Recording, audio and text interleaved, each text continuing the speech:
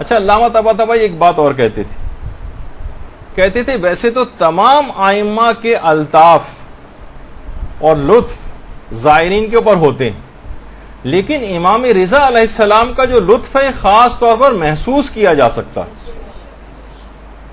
سب ائمہ کے روضوں کے اوپر جائیں گے، خاص طرح کا ایک الطاف اور کرم ان کا ہوگا اپنے زائر پر، کہہ رہے ہیں لیکن خاص طور پر امام رضا کا لطف و کرم زائر محسوس کر سکتا ہے۔ اور اتنے زیادہ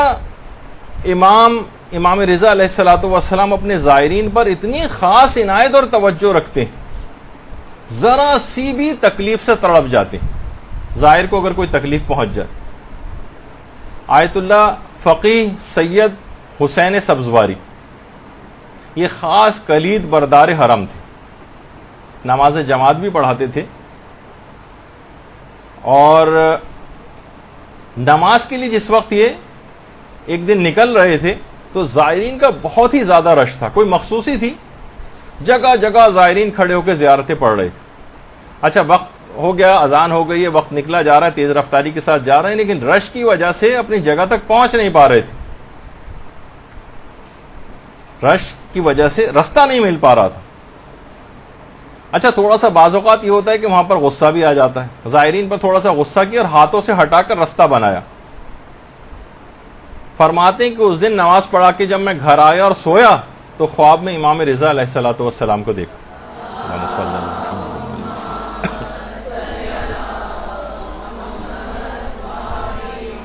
امام کو سلام کیا، امام نے نہایت سرد مہری سے سلام کا جواب دیا، کوئی التفات ہی نہیں کیا، گویا جیسے چہرے کو رخ پھیر لیا۔ کہا کہ مولا مجھ سے کیا قصور ہو گیا ہے؟ کہا کہ تم نے میرے زائرین کو رنجیدہ کیا ہے، لہٰذا مجھے بھی رنجیدہ کر دیا۔ اب آیت اللہ سید حسین سبزواری سخت پشیمان ہوئے، تڑپ گئے، کہ کہا مولا کیا اب میں آپ کی خدمت کے لائق نہیں رہا؟ کلید بردار حرم تھے، نماز بھی پڑھاتے تھے، سمجھے چابیاں حرم کی ان کے پاس تھیں۔ کہا کہ نہیں، تم لائق ہو، اگر ایسا نہ ہوتا تو اتنے عرصے تک حرم کی کلید تمہارے سپرد نہ کی جاتی۔ تو ذرا سی تکلیف کے زائرین کو اپنے ہاتھوں سے ہٹا کر اور کچھ ہلکا سا غصہ کر کے،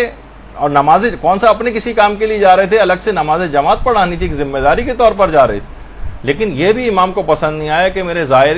کے ساتھ اس طرح سے ان پہ ہلکے سے غصے کا بھی اظہار کیا جائے۔ اور یہ کسی کتاب کے اندر تو بات نہیں ہے، لیکن حرم مشہد کے جو مقامی علماء ہیں وہ یہ بات بتاتے ہیں کہ امام کا جو یہ سامنے گنبد نظر آ رہا ہے، اس پر ہر وقت پہلے کبوتر بیٹھے رہا کرتے تھے، تو حرم کی انتظامیہ نے سوچا کہ یہاں سے ان کبوتروں کو کسی طرح سے ہٹایا جائے، ان کی صفائی کرنا روزانہ ایک مشکل کام ہوتا تھا، تو کہا کوئی ایسا طریقہ کار یہاں پر کرتے ہیں، کوئی ایسی چیز کرتے ہیں جس سے یہ یہاں سے یہ بیٹھنے نہ پائیں اور کبوتر یہاں سے چلے جائیں، سمجھے روضے کے اطراف میں بھی نہ آئیں۔ تو باقاعدہ حرم کے جو ذمہ دار تھے ان کے خواب میں امام رضا علیہ السلام آئے اور آ کر کہا کہ یہ پرندے بہت دور دور سے ہماری قبر کی زیارت کے لیے آتے ہیں، تو ان کو خود سے مت ہٹاؤ، اور اس کے بعد بالکل اس گنبد کے سامنے ہی جو چشمہ شفا ہے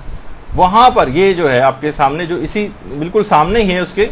یہاں پر پھر خود بخود کبوتروں نے اپنا ڈیرا بنا لیا، اور اب یہاں اگر بیٹھتے ہیں اور گنبد کے اوپر نہیں بیٹھتے، اور 2 سال سے یہ سلسلہ بالکل جاری ہے کہ ایک کبوتر بھی گنبد پہ بیٹھا ہوا نظر نہیں آتا۔ تو وہ ایک اپنے زائر انسان کو تو چھوڑیے، اپنے زائر پرندوں تک کا اتنا خیال کرنے والے، اور اس زائر کے اوپر پھر اس انسان کے اوپر افسوس ہوگا، اس زائر کے اوپر کہ وہ امام کی نافرمانی سے بھرپور ایک زندگی گزارے، اس سفر کے اندر بھی امام کے قول و فعل کی نافرمانی کرے اور سفر سے واپس آ کر بھی نافرمانی کرے۔ دیکھیے، زائر کو پہلا تحفہ ہی جا کر یہ ملتا ہے کہ سارے گناہ اس کے معاف ہو جاتے ہیں۔ اب نئی اطاعت سے بھرپور زندگی اس کو شروع کرنا، جس طریقے سے اگر کسی شخص کا بائی پاس آپریشن ہو جائے اور وہ اگلے دن سے مثلا نلی نہاری اور مغز نہاری کھانا شروع کر دے تو کتنی مذمت کی جائے گی اس کی، ابھی تو تم اس سے فارغ ہوئے، کچھ تو احتیاط کرنی چاہیے تھی، نہیں اسی دن سے اگر کوئی کرنے لگے تو کتنی زیادہ اس کو برا بھلا کہا جائے گا۔ تو اسی طریقے سے یہ ظاہر بھی ہے کہ اس کو سمجھنا چاہیے کہ اسے کتنا اس کے بعد گناہوں سے پرہیز کرنا چاہیے، اپنی اس صحت کو برقرار رکھنے کے لیے، جو اس